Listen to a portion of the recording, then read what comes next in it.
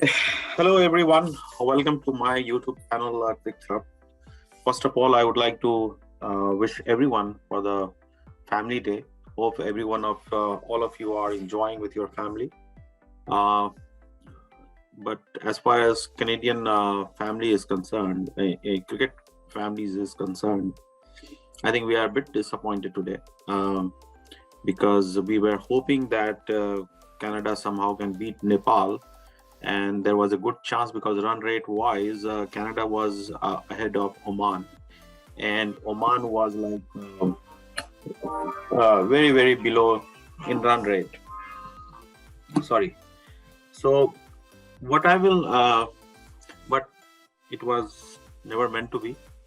We lost the match quite badly. We lost the match against Oman and Nepal. The only team we could beat in this first round was Philippines, which is ranked 47 in the ICC ranking, latest ranking. So we can just imagine that our performance was way below the par, I will say. And it really it's a high time that we should do some analysis and find out what were the reasons behind this poor performance. So I'm very happy to invite the current player and national player and a very premier fast bowler, Mr. Cecil Pervez, who was dropped in for this tour, and he gave me time today to do the analysis. So I think we are going to use his experience to do some analysis and find out what went wrong. So Cecil, welcome to my program, and you would like to start with some opening statement, and then we'll take it from there. Hello, Dvesh Bhai, and hello, all the viewers. Happy Family Day to everyone. To start, Dvesh Bhai, I'm disappointed, just like you and most of the Canadian lovers, the cricket lovers in this country. I'm very disappointed. I mean, I was really hoping that we will go to the next round, World Cup this time, because it's been the same story year after year. Every qualifier is the same story. And the only people, in my opinion, who are really suffering from this is the cricketers in this country. And it affects every cricketer to some level in this country. Every cricketer is affected by this defeat. So I am just very disappointed. I was really hoping that this time we could pull through, because we had a very good chance once again to go to the next round. And the fact that we didn't even qualify to the next round, the semifinals, is very disappointing. Yeah, now we are going to play for 5th or 6th position, I guess. Yeah, and that's been the story. That's been the story for years now, right? Yeah. So, Cecil, you have been in this spot. You haven't, you are part of the system for quite long, and you know better than me that how the system works. Like, I remember in Namibia, we did the same mistake, right? Do you think that we have learned some lesson since then? That board has changed the way of working or way of approach or preparations and so on and so forth. Quickly, can you comment on that? I mean, you asked me if I can comment on how the system works. First of all, I don't know how it works, but whatever they're doing clearly is not working. Let's put it this way. Yeah. Right? The system is clearly failing. I don't know the reason. It's maybe the selection, maybe the management, it's lack of practice. There's so many factors, and I mean, every time it's the same story. The players are begging for practice and they can't get practice outdoors, and we saw it. You can do all the fielding drills indoors, but outdoor is totally different, right? You have to play against quality teams to prepare for tournaments of this kind. I mean, this is I don't agree with this, to be honest. I don't know whoever made that comment from the management. I don't agree with this as a player. We just came from Antigua, right? It was a bubble. When you go, you live in a bubble. If you have proper planning, things should be fine. Second, under 19 case was unfortunate that I happened, but then there were a lot of other teams who were just fine, right? So, COVID is just an excuse, I believe. And players not willing to go, the only reason I can think of is finances, right? If you're not willing to pay your players to go on longer tours, obviously players have mortgages to pay, they have your families to take care of. How can someone take 2 months off if you're not willing to pay them enough? Yeah. Well, that is a very valid point, and that is where every time we talk about all the issues, it comes to one point: where is the money? Who's putting that money on the table? And unfortunately, our board is not willing to spend that money. I guess at least we can see the way the things are going. So let's from there now. I'll jump to the selection. Do you think that there was any problem in the selection, or this was the best lot which went to Oman? I mean, if this was the best lot, I mean, then I guess we're doomed. Nope, I don't. I believe clearly by the performance speaks for itself. I mean, clearly there were a lot of bad decisions made when selecting this team. I mean, as I said to one of the players I was discussing with, it seems like this management and this team believes in having 11 all-rounders in the team, and it shows what happens when you have all 11 or 10 all-rounders playing, right? You need specialists in every department. Yes, it's good to have 2 or maximum 3 all-rounders in your playing 11, but you can't go with 11 all-rounders where you're fluctuating the batting order. Somebody from the middle order is going on the top is coming in the lower order, bowlers are batting, and batsmen are bowling in the death overs. That's what happens. You need specialist players, and clearly this team lacked that. We didn't have any specialist middle order batsmen or specialist death overs or opening bowlers. We saw throughout the tournament that a spinner was bowling the second over, and in the death overs we had a spinner bowling in the last 2-3 overs. So That was sad to see. But I have heard, whenever I talk to selectors, and not all the selectors, few selectors, they say we only give the team as per the captains and the coach requirements. So this is what they ask for and this is what they are getting. This was the same statement in under 19. I heard that coach wanted to have more spinner, and this is what I'm hearing again, that coach and captain wanted this team. So is this right? The rumor I'm hearing that captain is putting his foot down and saying this is what I want. This is how it is going. Then the captain should take the responsibility of this defeat, right? What is your take on it? Well, first of all, if that's the case, then I think selectors should quit their job and let the captain and coach decide everything. We don't need selectors if that's the case, right? Secondly, if captain is the one who selected this team, then he should be held responsible. Somebody needs to answer. Because honestly, first of all, in Canada, when team performs badly, nobody questions.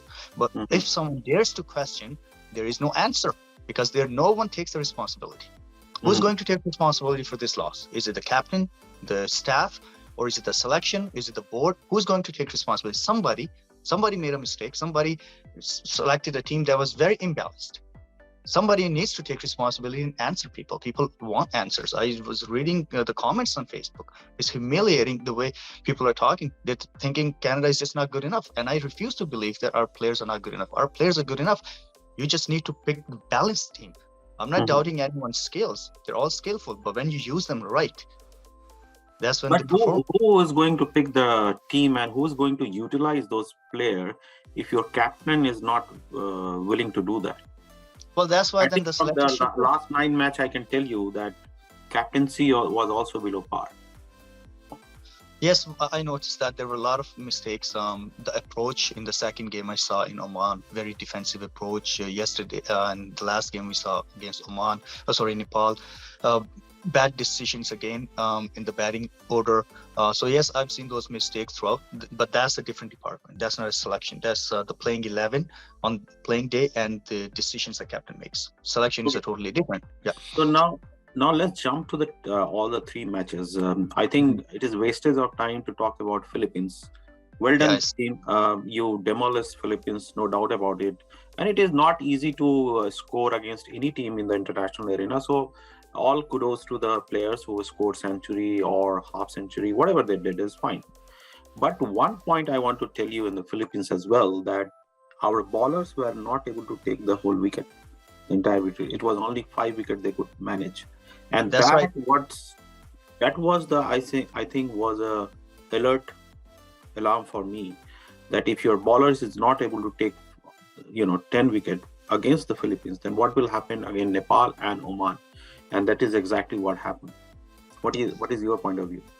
I mean, they made the highest scores against Canada. Let's put it this way, right?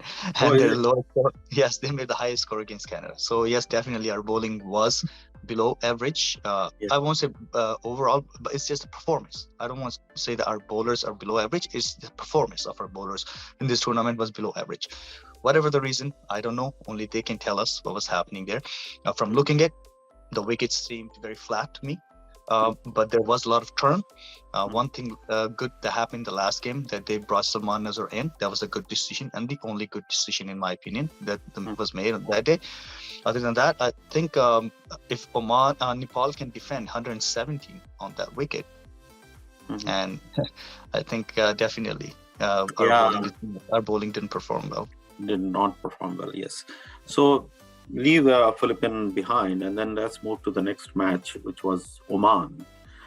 And Oman was coming to this match with a dent in confidence. Yes. Because they lost a match against Nepal a day before, and they could not chase 117 run. Right? Okay, fine. I agree that Nepal has a very good bowling attack. But nevertheless, Canada made 156. I thought that Canada did pretty well in the batting side. They could, you can always think, okay, couple of, 20 runs we were short. But, it was a defendable score for me. But we failed to defend that score. What was your point of view? Against Oman, again, I think we went into very defensive mode. I mean, we started off pretty good, and as you said, Oman were coming in this game with one loss, and their body language to start with was very low, Oman's body language. But as the game progressed, right, we gave quick wickets, and that's it. Their body language changed. Everything changed. But after the first wicket, we saw Navneet walking in, going into defensive mode right away. 9 balls, 1 runs, couldn't even rotate the strike. That tells you the approach. If your captain can't lead from the front, right, means I don't know what else to do. And we saw, on the other hand, Oman's captain. He led the team. 1 wicket down, he walked in, he played against his natural game. Zishan, we all know he's a very aggressive batsman. He changed it, his whole game. He waited till the last overs, and once he was set, he knew that they have the game. Then we started hitting the bowlers, and that's it, took the game away in 2 overs from us, right? So that's the captain leading from the front. Well, what our batsmen did, we went onto the back foot right away. The only, I think, the couple of good innings were Rian had showed some good aggression in the top, very good. After that, we saw Saad and Ravinder's partnership a little bit, but again, they couldn't go till the very end. So they lost wickets, and 166 run, still very good runs on that wicket, because a day earlier we saw same team and Nepal defended a lot less runs, 117. And I'll tell you one thing, I noticed, I watched the first game, Nepal versus Oman, and I noticed that it's not their bowling, Nepal's, it's their fighting spirit I saw. That's what brought them back in the game against Oman. Yes, they have good bowling side, but it was their spirit, the way they fight. And their fielding. Exactly. So fielding made a huge difference. We lost 4 or 5 catches against Oman. I mean, if you're dropping these many catches, Oman only had 3 or 4 batsmen. That's it. They were lacking in confidence. Yes. They were, exactly. The only batsman left behind was Khushi. He's a hitter. He comes down the order, but that's it. I mean, had we taken those catches, game could have been different, right? Yeah. So lots of mistakes in that game. It's not just one thing. And another thing I noticed in the game, as I said, your spinners are bowling in the power play, right? Where are the pacers? They're coming in the middle when the fielding is open. It shouldn't be that way. And then towards the end, we see in the death overs, when left-hander is batting and he's set and he's aggressive batsman. In the death overs, we're talking about, you bring in your left arm spinner and he changes the game. The guy hits him 2 6 and the game is changed. Where are the pacers now? You need death over bowlers. Only bowler I can see is Sana. He's bowling 1 good over from the top, and a couple of bowlers he tried. But other than that, there's nobody else with him. If you're taking the bowlers with you, then why not use them? Why are you hiding them or protecting them? If you're protecting a bowler, that means that bowler shouldn't be there, right? I'm not saying the bowlers are bad. It's just that the mentality I'm talking about, the approach we have, the captain has. right? He needs to bring the bowler. If you think the bowler is good enough and that's why you're selecting him, then use him. Yeah.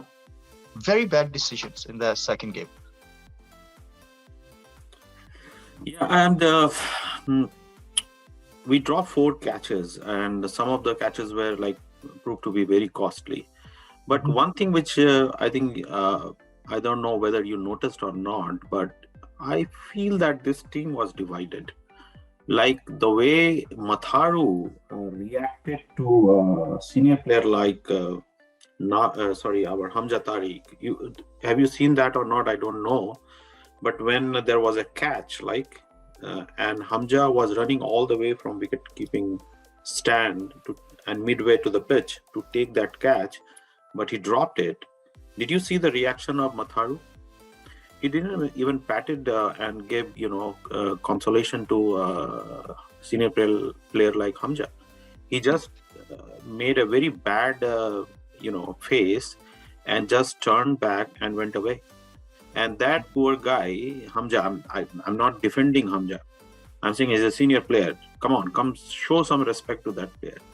And Matharu, as a new player, if he is reacting and behaving like that, who is behind him? And I think that this is the sign of division in the team.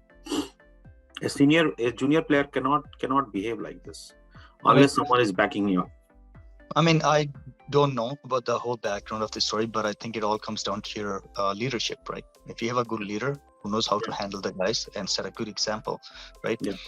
I think the new players always watch the senior players. And from what you're saying and from the last game that I watched, I noticed a few things on the field where players were actually kind of arguing with each other on the field. And that looks bad. That tells you the kind of environment that we're playing in. I mean, yes, a lot of these things come out when you're losing the game, but still as professional players, you need to behave on the field and show people because there are a lot of people watching, a lot of youngsters watching you. So you have to behave accordingly. Yeah, we have a Nepali wicketkeeper who just did not run somebody out because the batsman fall down, right? And we have our player who were like, arguing with each other. So that's not a good sign in the team, and that tells you that team is not in a good shape mentally and physically. Yeah. And also what I noticed was in the second game when Jatinder Matharu, when he's bowling, I felt as he's not being given full freedom to bowl, right? Maybe he's being directed from someone on the field. Seemed to me that he was getting tips from or ideas from someone else other than him. So if that's what's happening, I think that's a bad thing because your bowler at this level, if you're playing at this level, bowling at this level, you should know what to do. And I'm pretty sure he knows. It's just that if someone is giving him ideas every ball or every other ball, that's totally bad. That's absolutely bad idea. Let the bowler the mind, young mind. Yeah. The bowler give him some confidence to bowl at this level, right? Yeah. I mean, it's bad if that's what's happening. But Cecil, I also felt, and I don't know how much you agree, that Matharu is not a sheer fast bowler. Like he's lacking in speed. He may have some good, line and length, but I didn't feel that he's like someone who can threat the opposition. And that's the point where I think in under 19 also we struggled, and in the senior team also we are struggling to have a good pace fast bowler, right? Who can really put some questions and threat the opposition.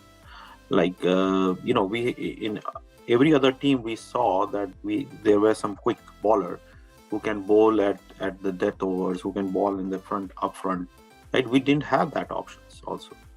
Kaleem was good. I was impressed with Kaleem. Like in one match, I felt that he was not at his best because his arc bowling when he was loading for the ball, I thought that his arm was not coming near to his body.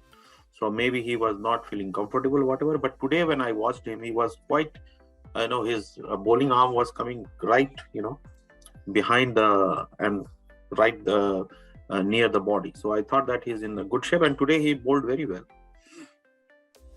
Okay. I don't think Matharu is picked on base of his pace, right? He's not picked as a express bowler. He was picked because of his slow deliveries, right? He has very good slow variations behind the hand and a couple of other slow variations. So that's the reason he was picked. If you see Oman's bowler, their highest leading wicket taker bowler. I forgot his name, the medium pacer. He's not very express, but he's very consistent, right? And he moves the ball both ways. He hits the keep hitting the same areas, right? He's very consistent, and that's the beauty, right? If you have But Matharu, when you were saying Matharu can bowl a really slow ball very nicely, why he is not being used in the last 5, 4, or 2 or 3 overs? I think he was given a chance, but he went for a few runs. I think a couple of sixes, and after that they brought Zafar to bowl against left-hand bat. I mean, that's one thing. You have to have different variations. You can't bowl. Just rely on one ball. Exactly. At this level, you have to have different variations. And I always say that you have to stay one step ahead of the batsman. You have to think like a batsman. When you're walking to your run-up, think like a batsman. And as I said, all these guys are considered all-rounders. So if you're an all-rounder, think like a batsman when you're walking to your run-up, and think what the batsman is expecting, right? Stay one step ahead. And that's clearly we lacked there, and we kept bowling the same couple of balls that we had, bad areas, either short ball or slow balls, and we kept feeding them. I mean, he bowled a couple of good balls. I won't say that he bowled a couple of good balls, but unfortunately we dropped catches on his ball too. So the fielding let the bowlers down. See, if you think that Matharu is a new guy and we should not be criticizing him much because he's a new guy. So what Dylan was doing? Dylan was playing as a bowler or batsman or all-rounder. I could not understand, because if he was playing as a specialist bowler, then why in 3 matches he just bowled 7 overs? Yes, I noticed he didn't bowl with the new ball. He didn't bowl in the death overs. So I'm not sure if he was playing as a batting all-rounder. Today he came at number 10, I believe. I'm not really sure. That's what I said. When you have 10 all-rounders in the team, this is the problem. Yeah. You have to have few specialists, and you know that this is their role. You define their roles. You tell them this is your role. When team is down, you go in. I need you to stay there and make sure the scoreboard is clicking and take us to the last 5, 6 overs. But when you have all-rounders, this is what happens. You keep fluctuating them because you feel that you have the freedom to move them around. I was asking Cecil, between Harsh and Ravi Paul, right? Who's better batsman in technique wise? I mean, see, they're both different kind of batsmen. I won't say one is better than the other. It's just that Ravi, in my opinion, is a very good finisher, right? Yeah. He can come down, he can strike the ball very good. We saw Harsh striking the ball very nice, but I think he could have been used differently in the last game. I think Harsh came way down the order. I think in there, he should have come up the order, and Ravinder could have done a little bit better job towards the end. But that's just my opinion. I don't know what the captain and management. Actually, I also felt that Harsh could come up the order and do partnership with Navi or Rayan just to rotate the strike. And in the last, he can take the game until like 15 or 16 over. Then let Ravi come and finish it, right? He can just go and murder the batsman if he is given that freedom. But I thought that was not done. Harsh was not playing at the right spot. Maybe I'm wrong. I mean, these are the roles you need to define before the tournament begins. But this is what happens when you don't define the roles. I mean, nobody during knows the tournament. Right? So let's now talk about the mother of all game, because Pubudu was the coach of Nepal, and whenever the name pops up, everyone start talking about what happened in Namibia in 2018, and because this has some background, right? This is nothing to say that we have anything against Pubudu. I'm raising this because our board, I don't know why, they have been ignoring Pubudu for long, and Pubudu goes somewhere else and make that team succeed. So what is that point, and why our board is not willing to take advantage of Pubudu? I mean, honestly, I wish I could talk more about this, but I don't know much details. I don't know the problem between the board and Pubudu. Yes, definitely, he's a very good coach. He was our coach at one point. practiced under him. I attended the camps at that time. Very good coach, no doubt about that. Now, whether he should be the coach or not, or why he's not, that's something I will not discuss, and I don't know much details about that. But he's definitely a good coach. But I don't think that had anything to do in yesterday's game, because it's the 11 players versus 11 players. Yes, coaches make strategies, but on the field, it's the 11 players who have to perform and execute that. But what was our strategy? I mean, that's something I don't know. I mean, just the way we that's- played, I think they were just dumbfounded. I mean, honestly, so we didn't know. Let's talk Our about. Our team seemed like our batsmen had no clue how to play. I mean, to be very honest and to be fair, I'm not saying the Nepal bowlers are bad, but they were not extraordinary bowling. Yes, Lamichan is a good bowler. Everybody, the early overs that the pacers bowled down the leg, lots of down the bad balls they bowled. So I don't think their bowling attack was super. It was good. No, but I thought that our 2 or 3 batsmen could not pick Sandeep properly, because if you see, Harsh was also got bowled by because of LBW and because of that wrong one. And Junaid was a simple leg spin. I don't know what Junaid also could not, pick that, the simple ball. So I think he's a mysterious bowler, and our batsmen were not, except for Navi, nobody was able to pick Sandeep properly. Yes, but then Navi had a good experience playing against him, so that's why.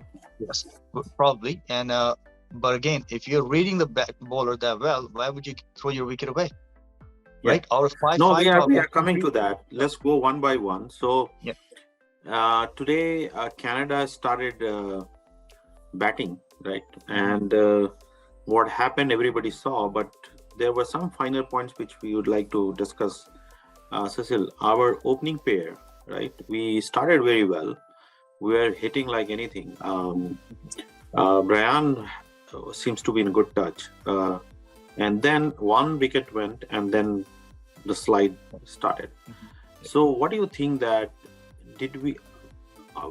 our batsman was in the right frame of mind, or they were just over aggressive? So clearly it shows that we had a plan, right? And that was to make play aggressive. But I think bad execution and bad timing, right? Once you know that the plan is not working out, you quickly got to be able to change it, right? You can't just keep hitting the ball.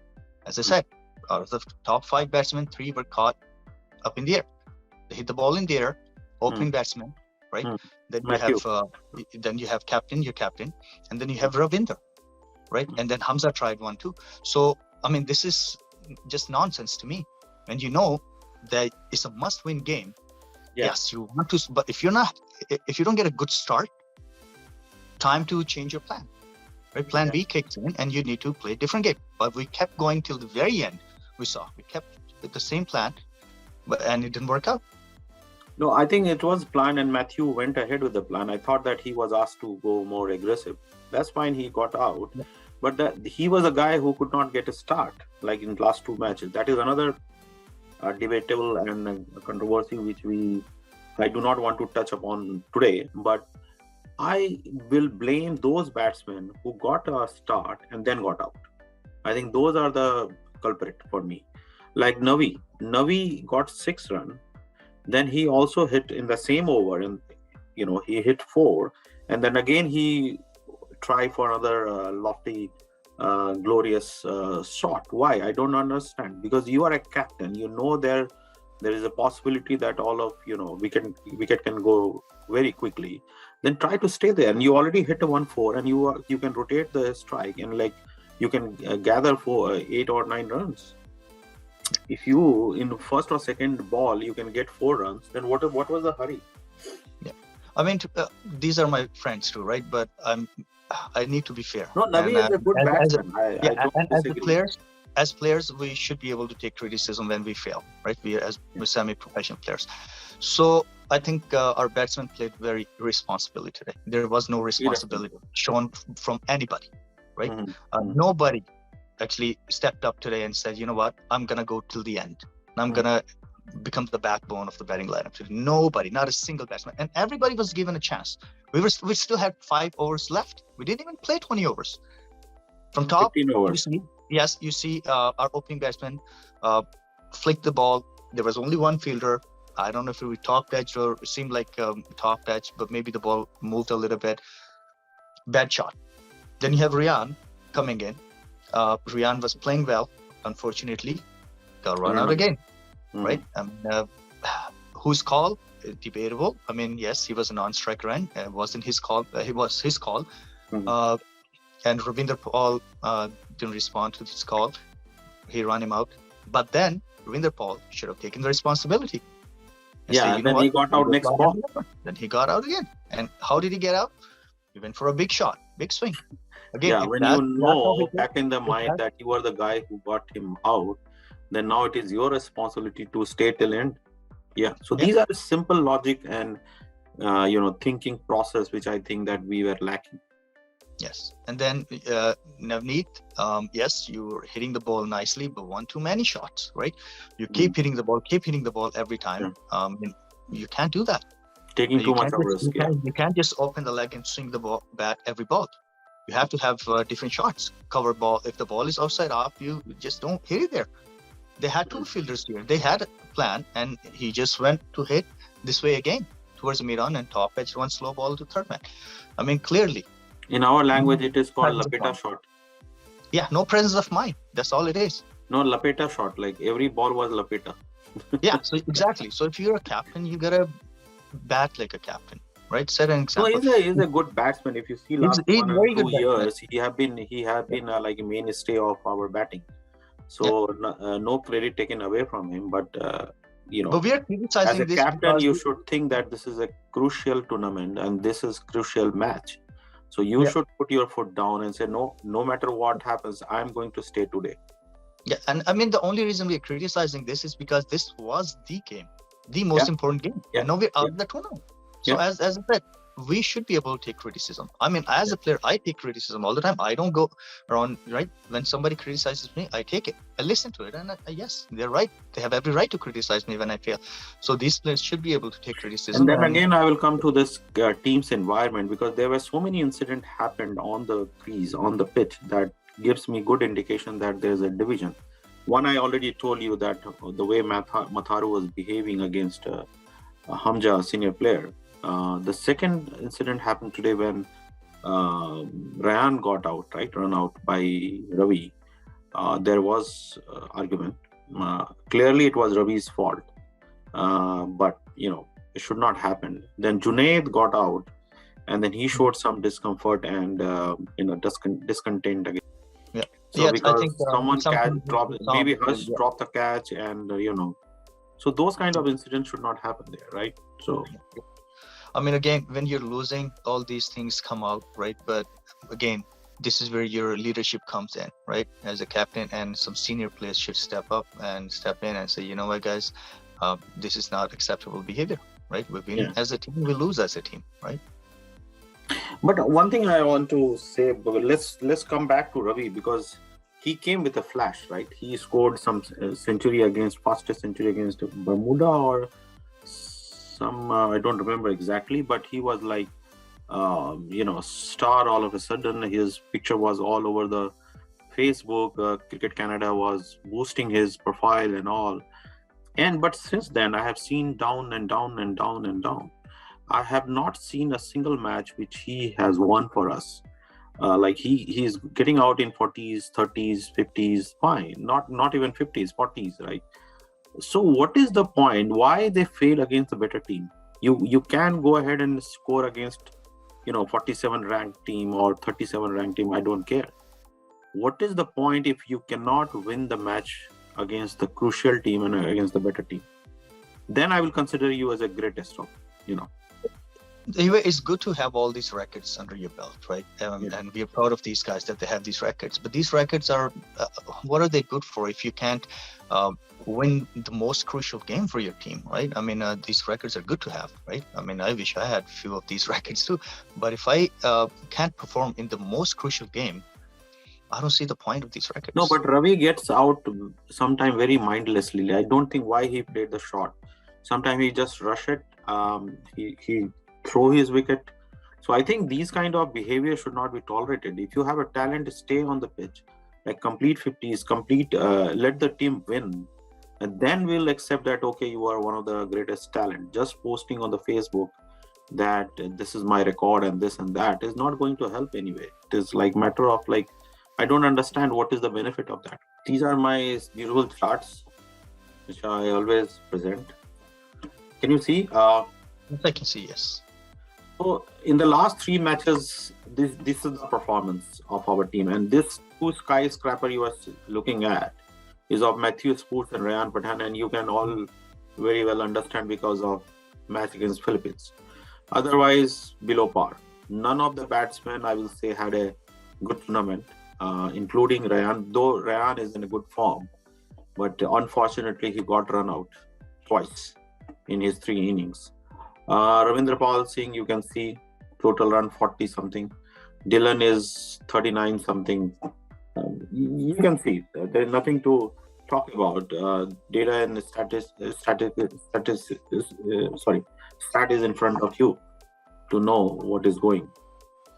So, and actually we were thinking that batting will play, but you can see Saad. Another problem I see Saad.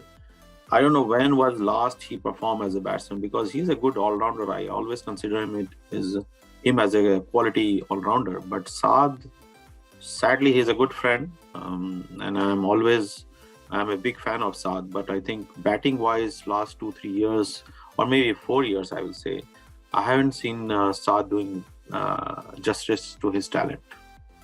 What is your point? My only question is that did Saad know his role before they actually went to this tournament? Was he prepared to take number 4, number 5, right? All of a sudden, in these important games that we see against Oman and Nepal, you ask your batsman to go up the order.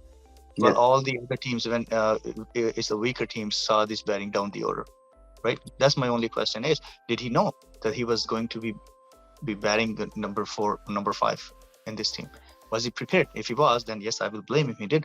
But if he wasn't told that he will be batting top the order, he wasn't prepared, then I don't think it's his fault. It's the management again who don't know how to use him. Yeah, and you can see why we said that.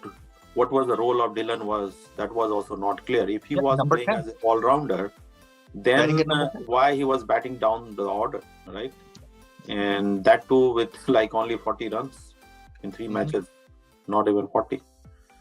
Navi, you can see he's a captain, but he could not lead from the front. His own performance is questionable. So that tells you.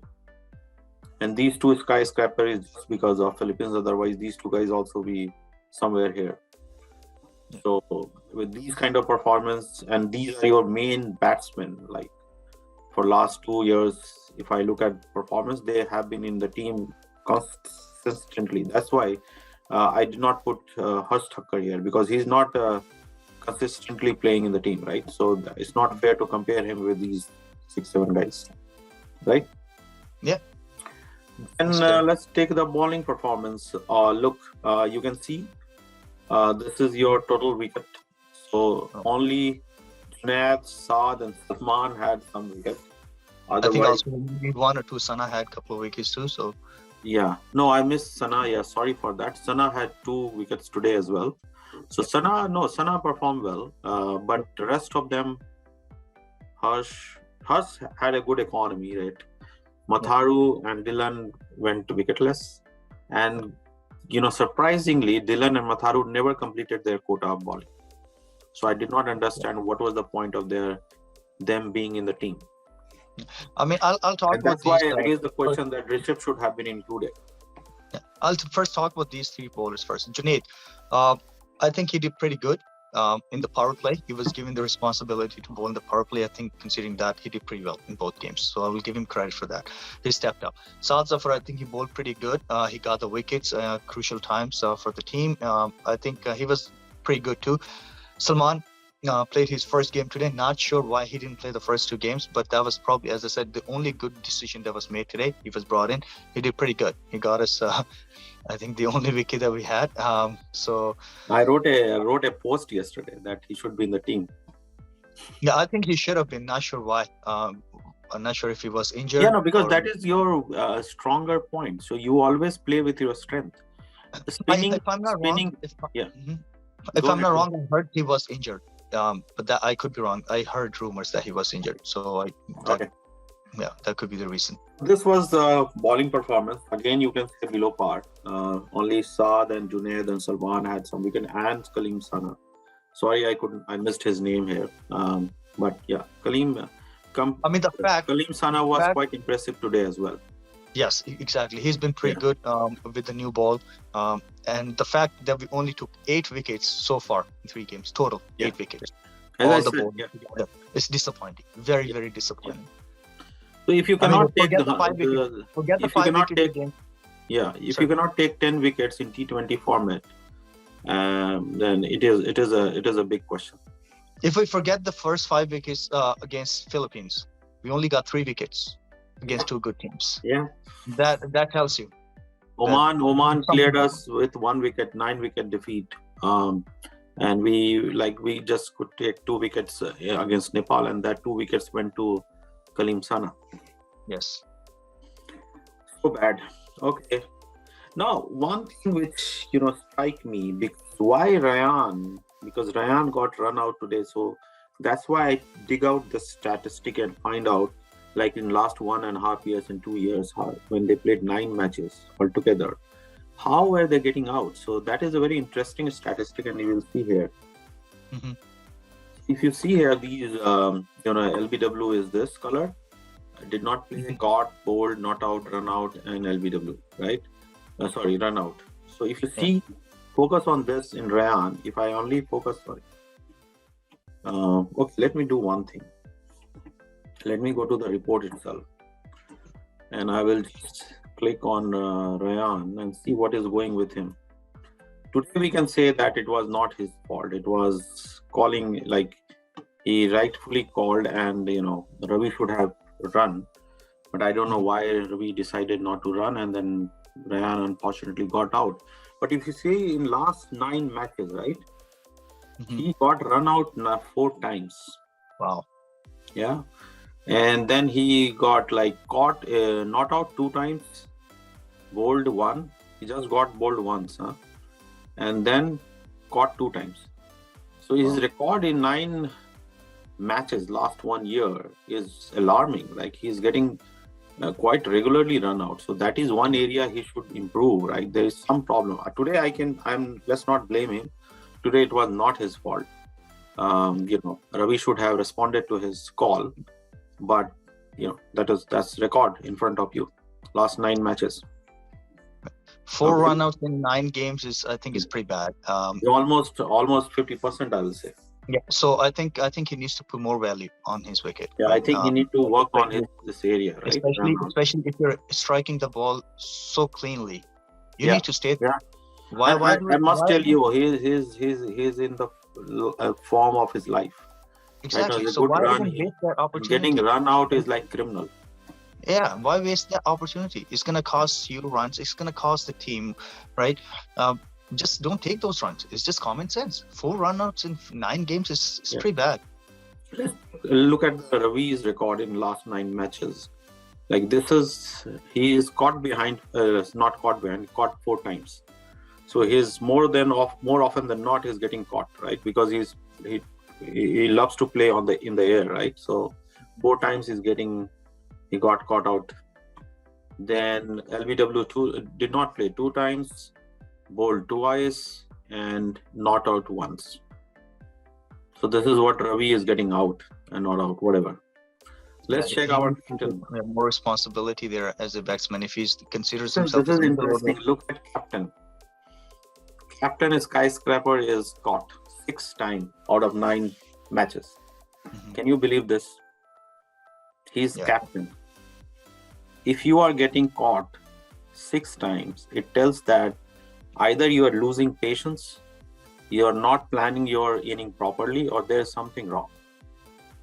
And he's a good batsman. Let's not make any mistake. He's a good batsman, okay. But he is getting caught 6 times. Was it So, I mean, Lapeta shot or something else? I don't know. But captain, please. I think maybe he should change his strategy. I don't know. Maybe he should change his select strategy. the balls, pick the balls, And this is, then hit. and if I can figure this out, do you think Puvdu has not figured this out? I'm sure other teams do analysis. They not exactly very have far, but pin you guys down through this data. Yeah, they must have did this analysis. Of course, and beside today, they had two fielders on the leg side, and they kept it very short. Yes, they bowled few wide balls, but they knew exactly where these batsmen are gonna hit, Rian and Nabi. They knew exactly that they both like to swing this way, and they packed one side for them. Yeah. Right. So they had their planning. They had their planning done. They had the strategy against our batsmen, but clearly it tells me that we failed in our planning. Yeah. Check out Dylan. Dylan did not play 5 times, so that's fine. He is playing down the order. So 5 times he not out, 3 times, and 1 time he got out, run out. So that's fine. Nothing much to tell. Yeah. Let's figure out how Amja is getting out. Amja is like out of 9 times. He not out 6 times. Yep. Did not play twice and LBW once. So this is how Hamza is getting out. Yeah. Matthew, I won't blame Hamza for one. I mean, the last tournament he finished really well. He was not out, and especially he was going down the order, death overs, and I think he did pretty good in the last tournament. It's just that today, I think he just couldn't read his hand. Lamichan is googly. He couldn't read it. Yeah. So. Anything else, Cecil, you want to add? Before I go to my next segment, I want to add one thing. I think you were dropped, because they think that you're getting old and whatever, because you know better. I don't know why they are giving, they're dropping you or not selecting you. But if they have chosen this guy Rishabh Joshi, who's a young fast bowler, left-hander, why they haven't given him chance so far? What is your take on it? I'm as clueless as you. First of all, I don't like to talk much about my selection, because then people think I'm being, talking about because of my selection, right? So that's not the reason I'm here. But I'll explain a few things. As you said, the age, yes, I'm getting old. I'm 37, but I'm still bowling pretty good. My fitness is still up there. I easily pass all the fitness tests. So that my fitness is not a question. But if only you're dropping me because I'm 37, it's nonsense. Okay, I got the experience. I bowl in the death overs, which I love bowling, by the way, death overs. They know clearly. They still drop me. For whatever reason, I'll come back to that in a second. Now let's talk about Rishabh. You take the guy, you drop me, and you want to take a youngster to groom him. How are you grooming him? By benching him? And he only plays the dead rubber games, like the next round games, then against Germany or maybe another game against Philippines. What is he going to learn from those games? And if you think he's not ready yet, then why even take him? Yeah. This is not a tournament where you train your youngsters. Yeah. Right? This is a tournament where you send the best you have and win. And then after that, you send your juniors, right? You have practice tournaments, preparation tournaments. That's where you give chance to youngsters and prepare them. Not in these tournaments. If you think your bowler is not ready to play in a crucial game, you shouldn't take him then. Yeah. Right? And I think if they had taken him, they should have given him a chance, since they took him with them. Right? They clearly had no second pacer to bowl in the power play. Yeah. They should have given him a chance. And this is what I always puzzled, that if you take some youngster like Akash Gill, where Akash Gill has gone, why he has not given chances?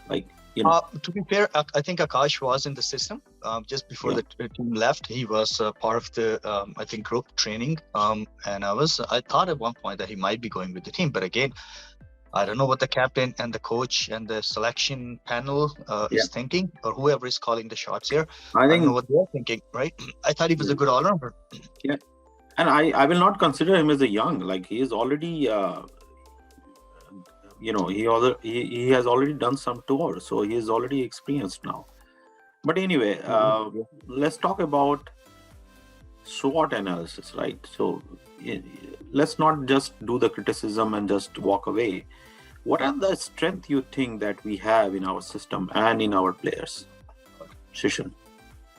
The areas that need improvement? Strength. What are the strength? Our strength, Our which we should strength, consolidate on. Yes. to be honest, our strength is still our players. I think our players are very, very talented, to be honest, right? Mhm. I mean, and the way cricket is growing in this country, that's a good positive thing that's happening. But unfortunately, I'll tell you one thing. If we keep playing like this, a lot of players will give up. Right now, a lot of players in Canada are looking up to Indian team, Pakistani team, and they have their ideal players there. Until we perform and the local players start looking up to your Canadian players, cricket is not going to go anywhere. Yeah. So this is where your national team needs to perform. They need to take responsibility. They need to show people that they, within this system, right, within the opportunities given to them, they can do better, right? Yes, I know we have limited opportunities, right? So I think the players need to step up. And the good thing, as I said, is still our players. They are very talented. I will not say that the players lacked talent in this tournament. No, our players are still very talented. It's just that bad management causes the game. So you say that team, the player has that talent in there, which requires to compete, right? The only point, yeah. So what are the weaknesses you would like to highlight here? Oh God, where do I start? Okay, let's Sorry, start I'm putting you on the spot because you are the right person to talk about, because you have spent like 10 years international career. I'll be honest, I'm not shy. I know a lot of people in the management and the people I'm going to talk against might hate me for that, but I mean, it is what it is, right? So I'll start from the management, right? I mean, our management, cricket board, has one job to do, right? And that is to bring money, the top people like the president or the vice president, all those people to run the board successfully, bring in the money, right? Run the board smoothly, things smoothly. Clearly, we have no money. The biggest amount of money that is coming is still from ICC. We have one sponsor just now. I don't even know how much money they're paying us, right? Other than that, that's it. So clearly, they're not doing the job. You think that this current board and the kind of people who are managing our cricket is the real weaknesses in our system? In their department, yes. I don't think it's being done fair. That's a fair and a very, very honest opinion. I respect you for that. I mean, if they think they cannot do it, maybe they shouldn't be doing it. They should resign. Hire someone else. Maybe hire. It brought a very good point. Like in one of group chat, and I will not name that person. He said, instead of making videos, we do so much of hard work. We put a lot of effort, and what do you say? We don't work for money, right? So instead of making videos, we are working to upgrade the cricket. But the point is, if you are going down and down, what is the point of working hard? Like, you should resign.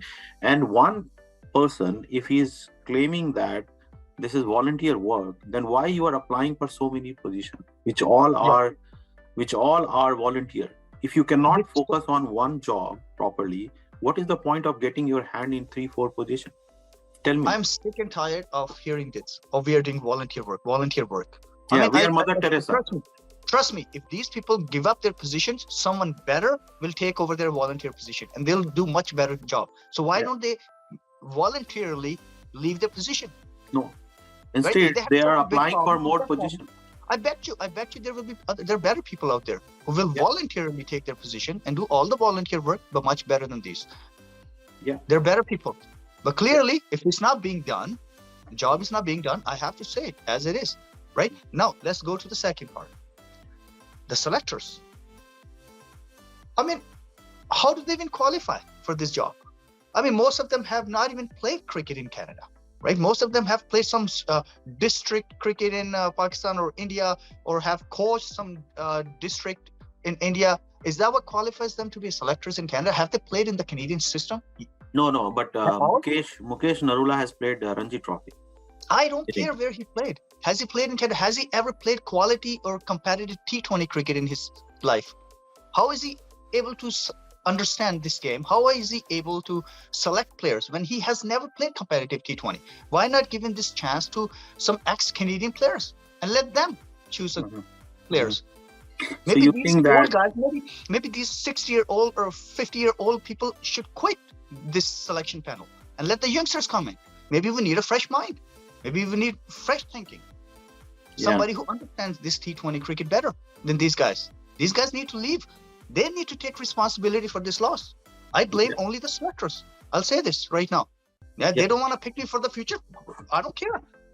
Yeah. So this weakness, as you rightly pointed out, that it is our system, the kind of people we have in the selection and the management is our weakness, right? They need to take responsibility. I'm hoping that somebody will take responsibility for this loss and not just be quiet. Believe me, they will keep quiet. Just let it pass on, because they know we are forgettable people. We forgive and forget, and they will just keep quiet. They will put some social media post that this is not what we planned for, this and blah and blah. And this is the reason. This is the reason when team is winning, you don't find a lot of supporters in Canada supporting the team. But when team loses, a lot of people come out and talk about criticism. I'm telling you as a player, when I play, like when we're winning, nobody. Why? Because people are fed up with the system, because there is nobody to answer. People ask questions and nobody answers. Nobody takes responsibility. People stop following cricket in Canada. And this is what's going to happen in the next few years. You will have lost more and more youngsters. This is my next SWOT analysis, risk and threat. So you think that the way we are progressing, this is the threat, risk as well as threat, that we'll start losing viewership and fan and all, right? So the lesser the fan you have, the lesser the opportunity for professionalism, getting professional help, right? I mean, tell me, had this team qualify for World Cup next round, right? What would happen? More people will follow. More people will follow cricket in Canada, right? You will have more local fans, right? Yeah, that's what my point was, that when I was talking to one of the official, and again, I will not name it because these guys talk to me off the record. They do not dare to come on my program because they know it is difficult to answer my, hard-hitting questions. So they prefer to talk me, but they prefer to talk off the record. So this gentleman told me that, look, everything is because of money. I said, then what is your job as a president or vice president or director, board directors, whatever? If you cannot bring money in the system, what is the point of you being there, right? If you think that it's the money which is, holding you down or holding you back, then go and bring money, right? And there is $1 million of surplus as per the last balance sheet. Yeah. So it is not that money is not there. Money is there. They could have planned it a much better way to prepare for this tournament, but they didn't. I want to say this one thing before we finish this program, and this is to the players' defense. As a player, as a current player, I can tell you, these players are not paid enough. They're not paid enough. A lot of people criticize these players, that these players are going on vacation, this and that. I'll tell you what, when we go on to these places, it's a big sacrifice for most of these guys on this tour, right? They have to leave their families behind. Most of them have to leave their jobs, and they're still not paid enough. The only reason these guys are going on these tours is because for the love and the passion for this game, right? So a lot of people are criticizing the players. It's not their fault, right? It's just that they're not given enough money to focus on this. That's the only reason I say it.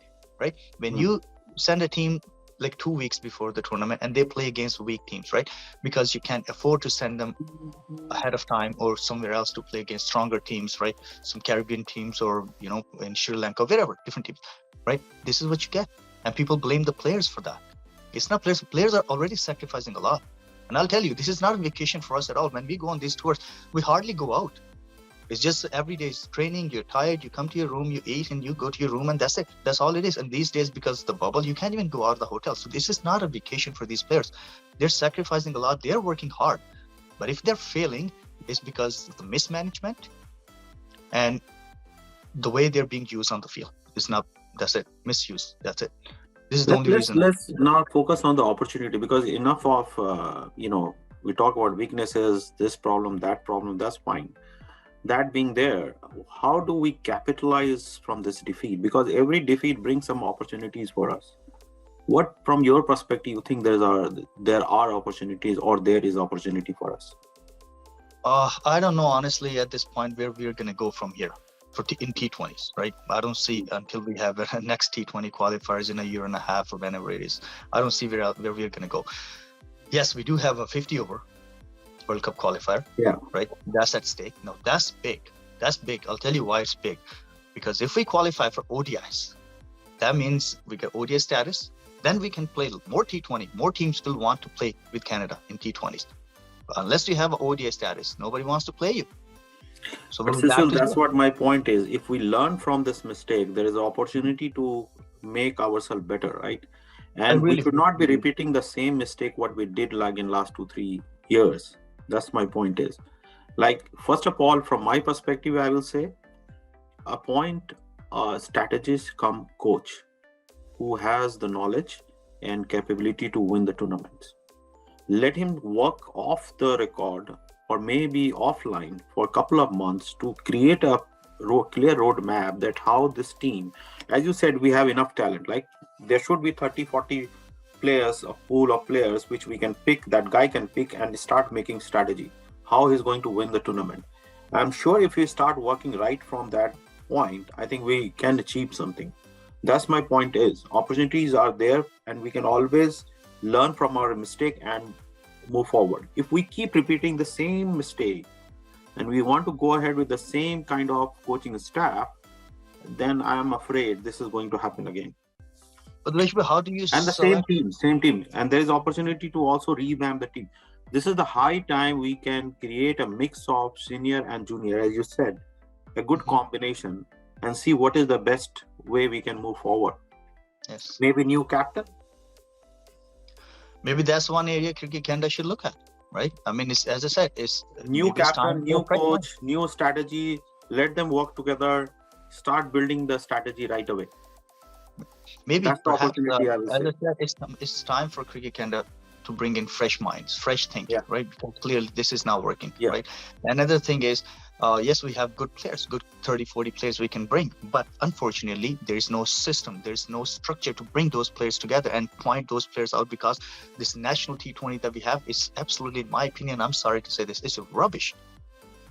Right? It's rubbish, totally rubbish. You play in King City, those low wickets where the ball is turning, is low scoring games, and then a lot of those players come in because of political reasons, right? A lot of those players have never even played on turf, right? A lot of the quality players are left out. No, there are certain things, Cecil, which is going to be rectified in long term. You cannot overnightly these are long-term expect that to happen, like field quality, tournament qualities. These things should be your long-term plan, but there is no plan as such. I agree, but there is a short-term plan, and that is that this national T20 is not good enough for you to select your playing 20 good players. Why? Because it's a 2-3 day tournament. It's not going to decide who's a good player. So have a proper structure where quality 30 players you pick, they continue playing against each other throughout the year, right? Like maybe in BC. With a fixed calendar, so they keep playing against each other, and then you pick your final 15 or 20 players. So you know what, out of these 40 or 30 players, this is our core that we're going to work with for the next few months, and then out of that we are going to take the final 14 or 15 players. There has to be a proper planning, proper structure. Clearly this is not working. Okay, so thanks a lot. I think we did everything. We touched upon all the finer areas which we wanted to talk. Hard luck, team. I think I will pray for your safe return and hope that you guys come back safely. And then this is high time that we should start thinking. This is not the way we can achieve anything. We are doing the same mistake all over again and going through the same emotion every time. So this is not going to last for long. I mean, I hope they don't make the same mistake again. Someone has to take the responsibility for this typical and show some accountability. I mean, it has happened in the past, and I'm afraid it might happen again. The only change we make is the players. We drop 7 players, bring in 7 new players, and team does worse than last time. This is not how you do it. As I said, it's not the players that are failing. It's the same players who win you. No, I think when we talk to selectors say this is the team coach and captain wants. So either of them has to take the responsibility. Either captain should come forward and say, okay, this is the team I wanted, and I take the responsibility and I resign. That's fine. Or selectors come forward and say that, okay, we did the bad job. Yeah, exactly. Someone has to take the responsibility. It cannot go like no one is coming forward and say, okay, this is not my fault. I mean, this team had half the new players. half the players were new in this team. Yeah. How many more new players are you going to add? The team is not, that doesn't work. You can't just, in such an important game, such an important tournament, you send 7 new guys, inexperienced players. You don't do that. That's not what other teams are doing. That's not what Oman is doing. That's not what Nepal, UAE, Ireland is doing. They send the best. And once they qualify, then they start bringing youngsters. But unfortunately, everything I say is going to fall on deaf ears. So I know. So, and they're always going to blame the players. It's not a player's fault. It's the management and the selectors, whoever selected this team. No, why not players' fault? Because if players before going to tournament says that we thanks to board for all that support, and because of board and coaching staff, we are in the right shape, then they need to take the responsibility. They Well, I hope they pass on the responsibility. They maintain the same views now. I hope. Sorry? I hope they maintain their views now. Same thinking. I hope they haven't changed their mind yet. Okay. So with this, we come to an end. And if you like our program, please subscribe to my YouTube channel, Cricket Club, and keep watching. Thank you very much for your time. Thank you, Dave. Okay. Bye.